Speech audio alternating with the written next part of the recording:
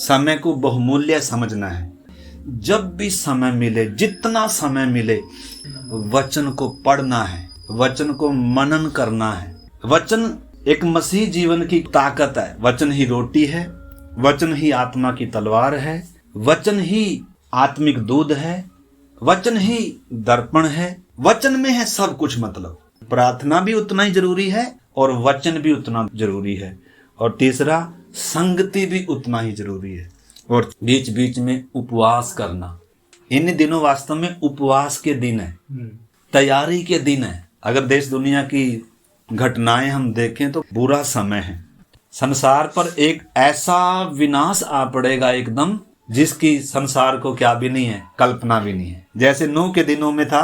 नूह प्रचार कर रहा है, बाढ़ आने वाली है, बारिश आने वाली है, परमेश्वर जगत का न्याय करेगा, मन फिरा लो। उससे पहले हनोक ने 350 साल परमेश्वर के साथ चलता रहा और वो क्या भी करता रहा, चेतावनी देता रहा। परमेश्वर अपने लाखों दूतों के साथ आया ताकि जो मतलब परमेश्वर की आज्ञा को नहीं मानी जिन्होंने, उनका क्या करे, न्याय। तो एक समय आ रहा है, प्रभु यीशु जगत का न्याय करने आएगा। अभी यीशु जगत का उद्धार करने आया था और अभी बीच में यीशु का गुप्त आगमन होगा। अपने संतों को उस बड़ी पीड़ा से पहले इस संसार में से ले जाएगा। इस समय दुनिया बहुत बड़ा विनाश देखने जा रही है। महाक्लेश से गुजरेगी दुनिया।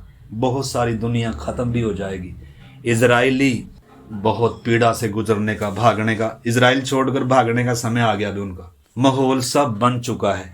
सारी परिस्थितियां चिल्ला रही हैं कि प्रभु का आगमन निकट है। मसीह विरोधी के लिए सारा प्लेटफॉर्म तैयार हो चुका है। चिप दी जा रही है लोगों को। आपको मालूम है, इस चिप में सारा सिस्टम है। दरवाजा भी खुलेगा, टीवी चलेगा, नल चलेगा, पंखा चलेगा। बस आपने हाथ में है पूरा आपका बायोडाटा। कंप्यूटर के आगे हाथ करेंगे, कंप्यूटर खुल जाएगा। मशीन में जहां भी जाएंगे, हम बैंक में जाएंगे, ड्यूटी पे, ऑफिस में जाएंगे, जहां भी जाएंगे, बस इसमें चिप है।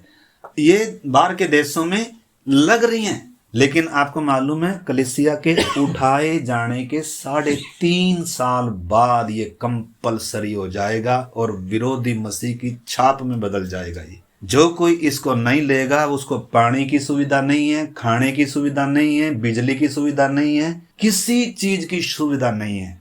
और ऐसे व्यक्ति के लिए तो मतलब भयानक समय, हम उसमें नहीं जा रहे हैं। हमारा आज का जो संदेश है हम उसमें जाएंगे। मतलब अगर अब भी हम सोए पड़े हुए अपने उद्धार के प्रति, अपनी तैयारी के प्रति, प्रभु के आगमन के प्रति अगर हम निश्चिंत हैं, तो अचानक एक दिन ऐसा आएगा, हमें पता भी नहीं चलेगा। लेकिन 2 जन बिस्तर पे होंगे, एक ले लिया जाएगा, दूसरा छोड़ दिया जाएगा। दूसरा क्यों छोड़ दिया जाएगा? क्योंकि तैयारी नहीं है। 2 जन खेत में होंगे, नौकरी पे होंगे, फैक्ट्री में होंगे, स्कूल में होंगे, घर में होंगे, एक ही लिया जा रहा है। क्योंकि एक हर दिन प्रभु के साथ चल रहा है, अपनी तैयारी पर ध्यान दे रहा है, प्रभु के आगमन की बाट जो रहा है, पवित्र आत्मा के चलाए चलने का प्रयास कर रहा है, चल रहा है। लेकिन दूसरे को काम से फुर्सत नहीं है। तो इस करके हम सब ने हर दिन चलें, अपनी तैयारी को पूरा करें। जितना हमें मौका मिलता है वचन सीखने का, अगर हम इस समय खाने पीने सोने में, आपको मालूम आत्मिक जीवन में उन्नति होनी है तो सोशल मीडिया से अपना प्रेम हटाना पड़ेगा, नींद से अपना प्रेम हटाना पड़ेगा, खाने पीने से, संसार से अपना प्रेम हटाना पड़ेगा। अगर ये नहीं कर रहे तो हमें वास्तव में परमेश्वर की इच्छा से, परमेश्वर के साथ चलने से, स्वर्ग में जाने से दूर तक कोई एहसास भी नहीं है। चाहे हम किसी बड़े अभिषिक्त दास से हम वचन सुन लें, जब तक हमारा हृदय मतलब परमेश्वर के लिए समर्पित नहीं है, कोई जादू होने वाला नहीं है। अगर आप भूखे प्यासे हैं तो छोटी संगति में ही, छोटे से बच्चे के द्वारा भी परमेश्वर बात करेगा। लेकिन अगर हमारे अंदर गड़बड़ चल रही है, चाहे कैसी बड़ी से बड़ी संगति में, कैसे बड़े से बड़े अभिषेक से हम वचन सुन लें, हम खाली जाएंगे। क्योंकि गड़बड़ बाहर नहीं, गड़बड़ अंदर है। तो हमने उस बात को समझना, इसलिए भूखे और प्यासे होकर आए। लोगों के लिए प्रार्थना भी करना है। प्रभु इतनी बड़ी भीड़ नरक की ओर जा रही है। यीशु प्रभु आपने इनके लिए जान दिया, आप इन्हें प्यार करते हैं। मेरा काम क्या है? अपना काम करते रहना थोड़ा है।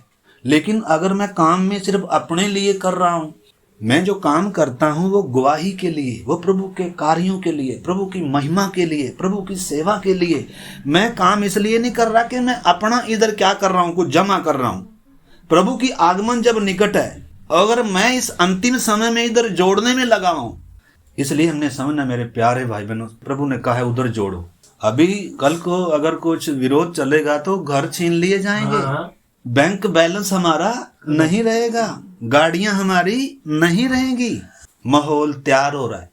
तो हमने समझना मेरे प्यारे भाई बहनों, हमारी आंखें खुल जाएं। विनाश जब सिर पर खड़ा है, 2026 चुनौतियों से भरा हुआ साल हमारे सामने है। अगर मैं आत्मा में बलवंत नहीं हूँ, अगर मैं परमेश्वर के साथ चलने का इच्छुक नहीं हूँ, तो हमारे साथ फिर बहुत क्या होगा मेरे प्यारे भाई बहनों। तो इस करके आइए हम देख रहे थे गिलगाल क्या दर्शाता है, पुनरुत्थान का, नई सृष्टि की यादगारी है। स्वर्गीय स्थानों में मैं बिठाया गया हूँ, नए जीवन का प्रमाण है।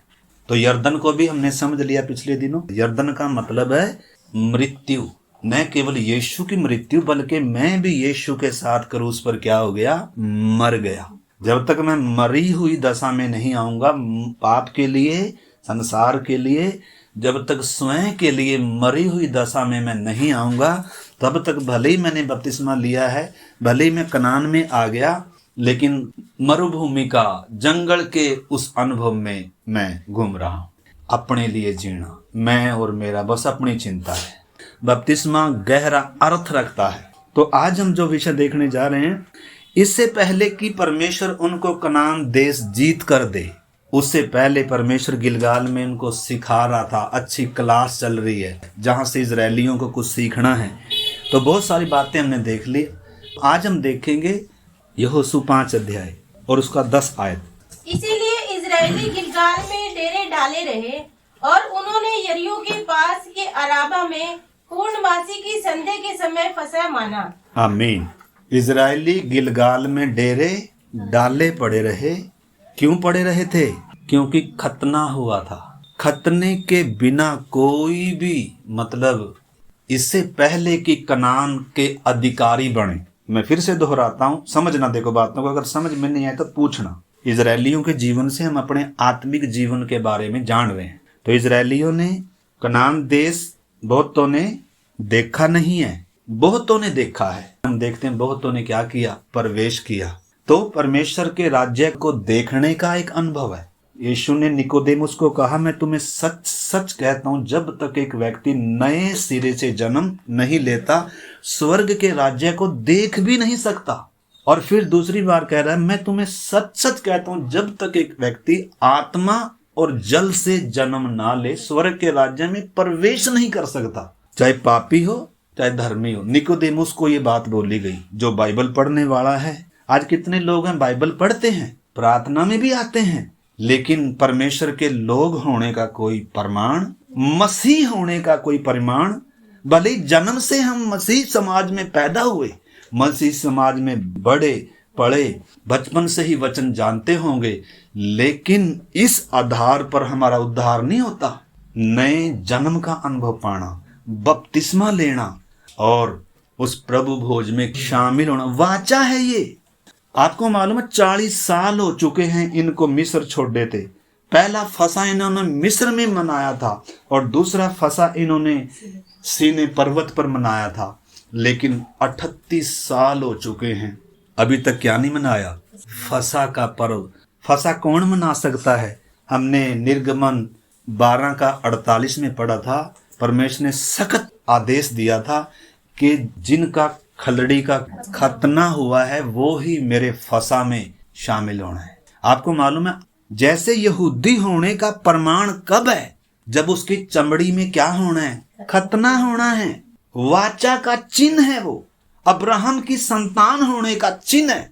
8 दिन का जब लड़का होता है, उसकी खलड़ी का क्या करना है, खतना करना है। पीड़ा का अनुभव है, बिना पीड़ा के अनुभव से गुजरे स्वर्ग के राज्य के अधिकारी नहीं हो सकते। बात को देखो, समझना है। या आत्मा और सच्चाई की जो आराधना है, अगर मुझे ये अनुभव अभी तक आया नहीं है, मैं खतना रहित हूं। हमारा जो बाहरी मनुष्यत्व है उसको परमेश्वर की इच्छा से कोई मतलब नहीं है।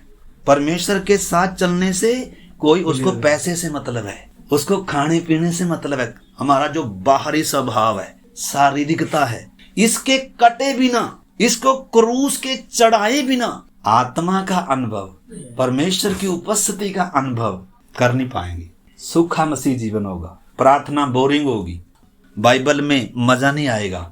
अगर हम अपने लिए जी रहे हैं, मैं और मेरा, मेरी नौकरी, मेरा कंपनी, मेरा पढ़ाई, मेरा घर, मेरे बच्चे, अगर हम अपने लिए जी रहे हैं तो स्वर्ग के राज्य के अधिकारी नहीं हो सकते, परमेश्वर की उपस्थिति का आनंद नहीं ले सकते। बात को समझना। देखो, कुलुसियों की पत्री निकालने 2 अध्याय। नए नियम का जो खतना है वो क्या है? पुराने नियम में परमेश्वर के लोग हैं कर उस बात का सबूत क्या था? मात्र विश्वास करने से बात नहीं बनेगी। तो देखो, मसीह जीवन वास्तव में है क्या? बोझ नहीं है, भक्ति नहीं है, परमेश्वर के साथ संबंध है, रिश्ता है। मसीही जिंदगी, आनंद की जिंदगी है जिसका दाता यीशु मसीह जी। चाहे कष्ट आवे, चाहे नष्ट होवे, यीशु है मेरा हमेशा साथी। अंधकार जग में जब फैल जाए, हाकिम और राजा शत्रु हो जाए, मतलब चाहे कैसी भी परिस्थिति आ जाए, बीमारी आ जाए। हाँ, अगर शारीरिक व्यक्ति है तो उसके लिए तो थोड़ी सी बीमारी आना काफी है, थोड़ा सा विरोध आना काफी है, उसका तो सारा आनंद क्या हो गया। लेकिन जो आत्मिक व्यक्ति है, जो परमेश्वर के साथ चलने वाला व्यक्ति है, बाहरी परिस्थितियां थोड़ा असर करती हैं, करती तो हैं, लेकिन अंदर के जीवन पर उतना असर नहीं, बल्कि अंदर का जीवन और निखरता है उन परिस्थितियों में। बाहरी मनुष्य जब घटता है तो भीतर का मनुष्य क्या होता है? बढ़ता है। तो कुलुसियों 2 अध्याय का 11 और 12। उसी में तुम्हारा ऐसा खतना हुआ है जो हाथ से नहीं होता, अर्थात मसीह का खतना, जिससे शारीरिक देह उतार दी जाती है और उसी के साथ बपतिस्मा में गाड़े गए और उसी में परमेश्वर की सामर्थ पर विश्वास कर गए, जिसने उसको मरे हुए में से जिलाया, उसके साथ जी भी उठे। उसने तुम्हें भी, जो अपने अपराधों और अपने शरीर की खतना रहित दशा में मुर्दा थे, उसके साथ जिलाया और हमारे सब अपराधों को क्षमा किया। हाँ, देखना, पुराने नियम में परमेश्वर के लोग होने का सबूत क्या है? अब्राहम की संतान होने का सबूत क्या है? प्रतिज्ञाओं के, वाचा के भागी होने का सबूत क्या है? गर्व से बोलते थे हम अब्राहम की संतान है। क्यों? अब्राहम के घर में पैदा सिर्फ होना काफी नहीं है, बल्कि खलड़ी का क्या होना है? खतना होना है। जिसके शरीर में खतने का चिन्ह नहीं है। मैंने कई बार बताया, मूसा ने अपने बच्चों का खतना नहीं किया था। मूसा जिसको 40 साल लगे परमेश्वर को तैयार करने में, मूसा जिसने मिस्र का महल छोड़ा, मूसा जो इतना समर्पित, इतना त्याग किया वो व्यक्ति है, लेकिन वाचा का जब बात आ रही है, अपने बच्चों का क्या नहीं किया? खतना नहीं किया। तो बहुत सारे विश्वासी हैं, बहुत कुछ कर रहे होंगे प्रभु के लिए, लेकिन अभी तक बपतिस्मा नहीं लिया, अभी तक प्रभु भोज में शामिल नहीं है। बपतिस्मे का मतलब है हृदय का परिवर्तन। नए नियम का खतना क्या है? बपतिस्मा है। और मात्र बपतिस्मा नहीं, बल्कि वो बाहरी पापी स्वभाव को, जैसे चमड़ी को काटकर अलग करता यहूदी, दुख है। आपको मालूम है, देखो इधर भी है, ये 2 पेड़ है, मैंने कई बार बताया, एक जंगली पेड़ है, एक उत्तम जलपाई है। तो जब बपतिस्मा लेते इधर से कटता है, कटाई है, इधर दर्द का अनुभव है। बिना ईश्वरीय शोक और बिना दर्द के मतलब स्वर्गीय राज्य को अनुभव नहीं कर सकते। तो इधर भी दर्द है, और दूसरा हम आएंगे खतने का दूसरा पहलू, शारीरिकता को काटना। इसमें जो जैतून में सटे हुए लोग हैं, उत्तम जलपाई में सटे हुए लोग हैं, इसमें भी मालिक छुरा लेकर बैठा है। एक छुरा इधर चलाया, इधर से काट कर दर्द के साथ, क्योंकि दर्द मतलब संसार का प्यार छोड़ना पड़ा, पैसे का प्यार छोड़ना पड़ा, वो दर्द है। तो कटाई, दर्द इधर भी हुआ था बपतिस्मे में, और कटाई आगे हम देखेंगे दूसरा पहलू खतने का। हमारे पुराने स्वभाव को जब तक मतलब कटेगा नहीं, एक ही दिन नहीं, हर दिन मरी हुई दशा में। परमेश्वर का वचन कहता है, इसी कुलुसियों में हमने पढ़ा था 1 का 13-14, कि परमेश्वर ने हमें अंधकार के वश से छुड़ाकर अपने प्रिय पुत्र के राज्य में प्रवेश कराया। उद्धार का मतलब स्वर्गीय स्थानों में बैठाए गए। जो कोई मसीह में है वो नई सृष्टि है। लेकिन आ तो गए कनान में, लेकिन कनान के अधिकारी होना है तो पीड़ा के अनुभव के लिए समर्पण करना है। खतना समर्पण को दर्शाता है, संपूर्ण आज्ञाकारिता को दर्शाता है, वाचा का चिन्ह है। 11 एक बार फिर से पढ़ता हूं मैं। उसी में तुम्हारा ऐसा खतना हुआ है जो हाथ से नहीं होता। यहूदी का हाथ से होता है, चमड़ी का बाहरी चिन्ह है, लेकिन नए नियम में हृदय का खतना है, नया जन्म का। और लिखा है उसी में तुम्हारा ऐसा खतना हुआ जो हाथ से नहीं होता, अर्थात मसीह का खतना, जिससे शारीरिक देह उतार दी जाती है और उसी के साथ बपतिस्मे में गाड़े गए और उसी में परमेश्वर की सामर्थ पर विश्वास करके जिसने उसको मरे हुओं में से जिलाया उसके साथ जी भी उठे। उसने तुम्हें भी जो अपने अपराधों और अपने शरीर की खतना रहित दशा में मुर्दा थे, मतलब जब उद्धार का अनुभव पाया, बपतिस्मा लिया। ये बस कोई घटना नहीं है हम संगति में गए थे और बपतिस्मा ले लिया ना, बल्कि अंदर का परिवर्तन है। पवित्र आत्मा और परमेश्वर के वचन का हृदय में क्या है, काम है, हृदय छिदा है। अपने पापी होने का एक व्यक्ति ने स्वीकार किया, बपतिस्मा लिया और स्वर्गीय राज्य में क्या किया, प्रवेश किया। जिन्होंने नहीं लिया बपतिस्मे के लिए तैयार हो जाएं, संसार का प्यार छोड़ना पड़ेगा। बपतिस्मा कोई रिवाज नहीं है, बपतिस्मा सरेंडर है स्वर्ग के सामने। अंदर हुए काम का, अंदर हुए उस खतने का, अंदर हुए उस नए जन्म का प्रमाण है, बाहरी चिन्ह है खतना। सिर्फ जैसे यहूदी के लिए शरीर का खतना बाहरी चिन्ह था, ऐसे बपतिस्मे का जो पानी की डुबकी है ना, वास्तव में वो बाहरी चिन्ह है अंदर हुए काम का। यहूदियों के अंदर काम नहीं होता था, इसलिए शरीर में खतना था। परंतु नए नियम में मसीह का जो खतना है, पवित्र आत्मा और वचन का जो तलवार चलता है, हृदय का खतना होता है। परमेश्वर ने कहा था पत्थर का हृदय निकालकर मांस का हृदय दूंगा। तो ये है खतना किए हुए लोग, ये है मसीह होने का प्रमाण। बपतिस्मा एक बार लिया, प्रभु भोज बार बार ले रहा। प्रभु भोज वाचा का चिन्ह है, तभी तो हैं हम मसीह के। कलीसिया में बहुत सारे ऐसे हैं जिनका परमेश्वर से अभी तक रिश्ता जुड़ा नहीं है। रिश्ता कैसे जुड़ता है? नए जन्म के द्वारा और बपतिस्मे के द्वारा। ना बपतिस्मा ना प्रभु भोज किन के लिए नहीं है। प्रभु ने भीड़ को खाना खिलाया, चंगाई दी, दुष्ट आत्माओं से छुड़ाया, लेकिन बपतिस्मा चेलों का हुआ। प्रभु भोज चेलों के साथ मनाया गया। पहले चेला बनना है। स्वर्ग ने हमें क्या सिखाना है? आज्ञाकारिता में नहीं है। मन्ना खा रहे हैं, लेकिन कनान का अनाज नहीं मिलेगा, दूध और मधु का अनुभव नहीं मिलेगा। मन्ना खाकर शैतान से लड़ नहीं सकते, कनान के दुश्मनों से लड़ नहीं सकते। मरुभूमि का जीवन वास्तव में मसीह जीवन का बचपना है। परमेश्वर उनको ले तो आया था फौज तैयार करके, लेकिन अभी बचपने में थे। कह रहे मन्ना ही खाएंगे, दूध ही पिएंगे, अभी निप्पल लेकर। हम नहीं लड़ सकते, वो तो बड़े हैं, हम छोटे हैं। परमेश्वर कह रहे चलो फिर और मन्ना खाकर तगड़े हो जाओ। दूध पीने वाले को परमेश्वर के राज्य के वचन की क्या नहीं है। तो मरुभूमि का अनुभव दूध पीने वाला अनुभव है, शुरू का मसीह जीवन है। मरुभूमि में थोड़ा जीवन खत्म होना है हमारा। यरदन पार करना भी सिर्फ काफी नहीं है, कनान की उस पवित्र भूमि में आना ही काफी नहीं है, उसका अधिकारी होना है। 100% समर्पण आना है। इजरायली कितने साल बिना खतने के रहे? मतलब है वाचा का पालन नहीं कर रहे। मूसा अपने बच्चों को खतना नहीं किया, मारने लगा परमेश्वर। निर्गमन 12:48 में ऐसा ही लिखा है, जो खतना ना करे वो मेरे पर्वों को नहीं मना सकता, वो मेरे उपस्थिति में नहीं आ सकता, वो मेरी पवित्र भूमि में रह नहीं सकता। इससे पहले कि परमेश्वर कनान देश जीत कर दे, इससे पहले कि ये यरीहो को अपने वश में करे, दूध और मधु का अनुभव पाएं, उससे पहले इनका मन्ना हटना है। अभी तक मन्ना हटा नहीं है, अभी तक खतना हुआ नहीं है।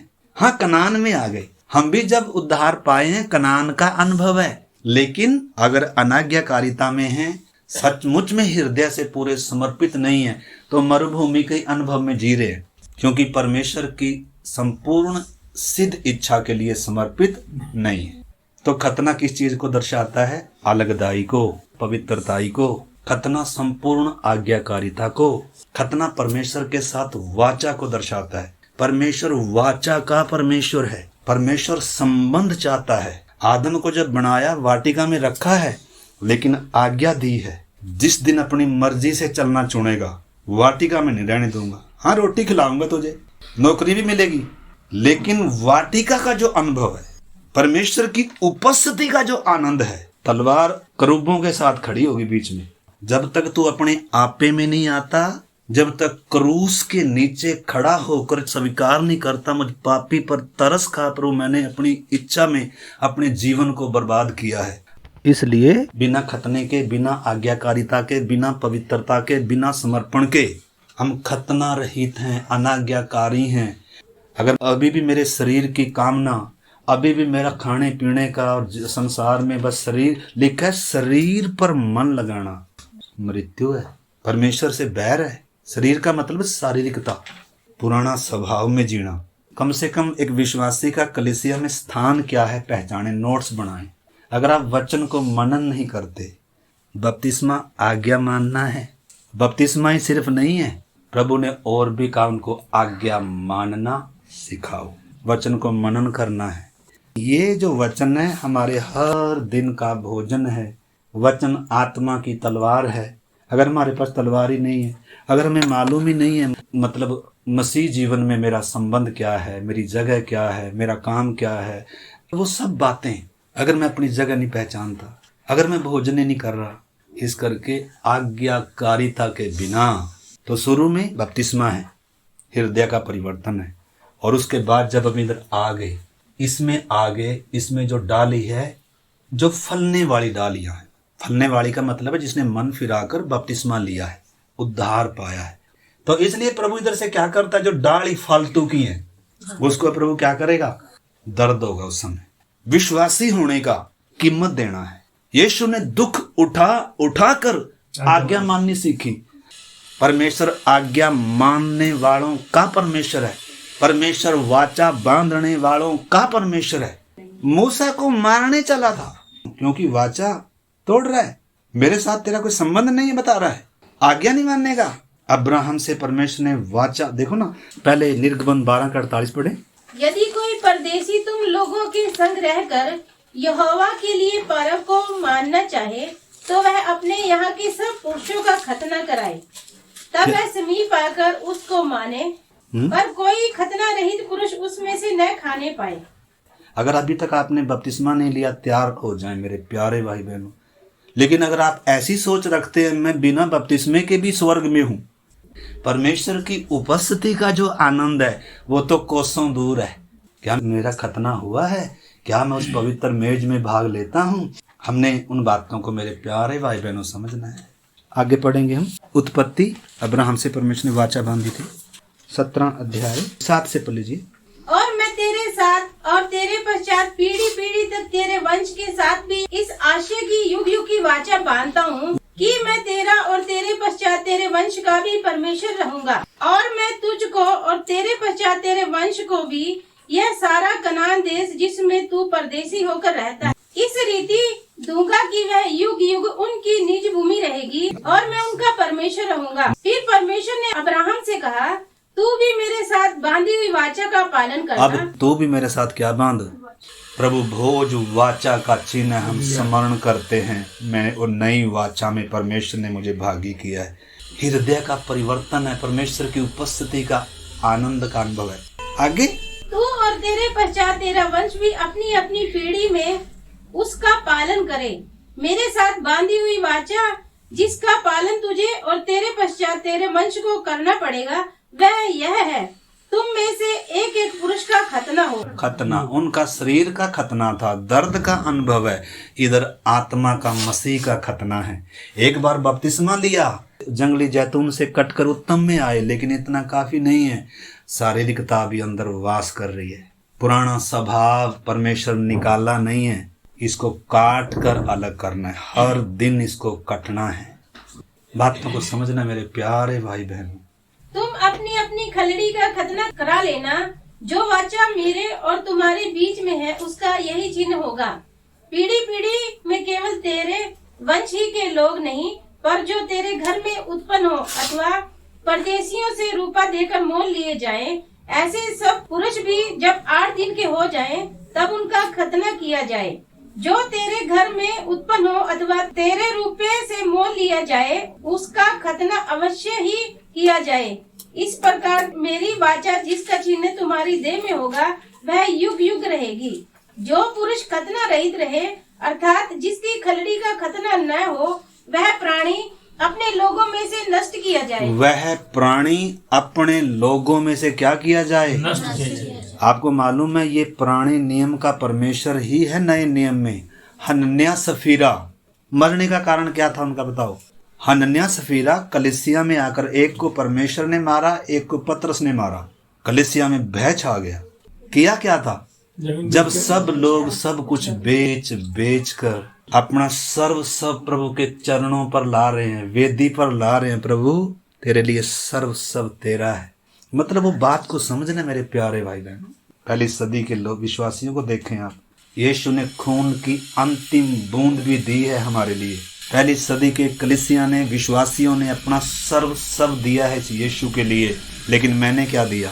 मैं कुछ पाने के चक्कर में चल रहा हूँ क्या? मैं यीशु के पीछे इसलिए आया मुझे आशीष मिल जाए? मेरी आशीष प्लाट है क्या? मेरी आशीष नौकरी है क्या? पुरानी नियम की आशीष धरती की थी, नए नियम की आशीष स्वर्ग की है। प्रभु कह रहा है मैं तुम्हारे लिए एक जगह तैयार करने जा रहा हूँ। प्रभु नहीं चाहता हमारा मन इधर लगे, प्रभु चाहता है हमारा मन आत्मा पर लगा रहे, स्वर्गीय बातों पर। क्यों कह रहा है प्रभु इधर जमा ना करो? क्योंकि हमारा मन क्या करेगा? हमें धोखा देगा। हमारा मन इधर ही लगा रहेगा। हन्ना सफीरा इसी के कारण मारे गए कलीसिया में आकर। परमेश्वर को पूरे हृदय से समर्पित नहीं, दिखावा कर रहे।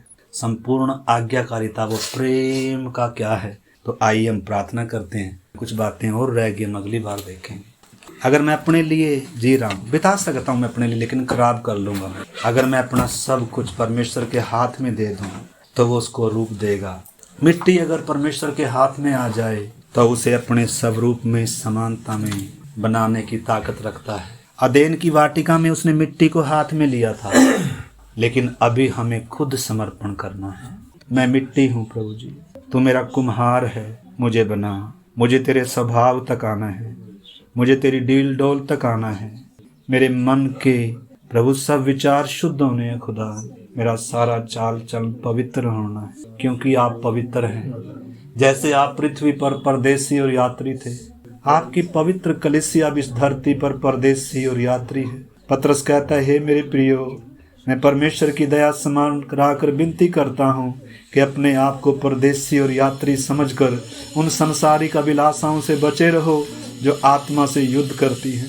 आइए हम समर्पण करें, प्रभु मेरा भी वो खतना हो जाए। संपूर्ण आज्ञाकारिता, प्रेम का संबंध आ जाए। अगर अभी तक हमारा जीवन फलवंत नहीं है, उसका एक ही कारण है। स्वर्गीय आशीष से हमारे लिए रुकी हुई है, उसका एक ही कारण है। कनान में उस अनुभव से वंचित हैं, अभी तक एक ही कारण है, हम खतना रहित हैं। हमारी शारीरिकता, हमारा इच्छाएं, अभिलाषाएं, जैसे यहूदी परमेश्वर के उनका सबूत है, खतना किया है। और ऐसे ही मैं मसीह का हूँ, सबूत है। जो मसीह के हैं उन्होंने अपनी शारीरिकता को इच्छा अभिलाषाओं के साथ क्रूस पर चढ़ाया है। जो मसीह के हैं सबूत है। आइए हम समर्पण करें। खतना प्रभु करेगा, पवित्र आत्मा करेगा, हम खुद नहीं कर सकते। आइए हम समर्पण करें। प्रभु मेरे हृदय का खतना करो, संपूर्ण आज्ञाकारिता है। प्यारे प्रभु आज के वचन के लिए धन्यवाद। हम सबको प्रभु सचमुच में हम भी खतना किए हुए लोग हों, आपके लिए अलग किए हुए, न्यारे किए हुए, अलगदाई में, पवित्रताई में, संपूर्ण आज्ञाकारिता में, वाचा में चलने वाले लोग हों। हर दिन प्रभु हम उस बात को स्मरण रखें, उस पवित्र मेज में शामिल हों, उस वाचा का पालन करें। जिन्होंने अभी तक बपतिस्मा नहीं लिया, प्रभु उनका भी खतना हो जाए।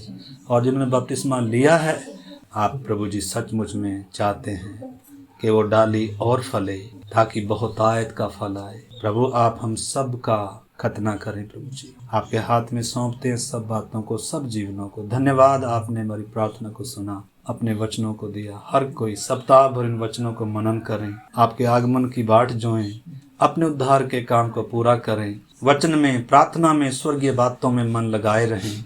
हम सब पर आप ऐसा अनुग्रह करना प्रभु जी, आपके हाथ में सौंपते हैं। धन्यवाद करते आपने हमारी प्रार्थना को सुना। यीशु मसीह के नाम से मांगते हैं।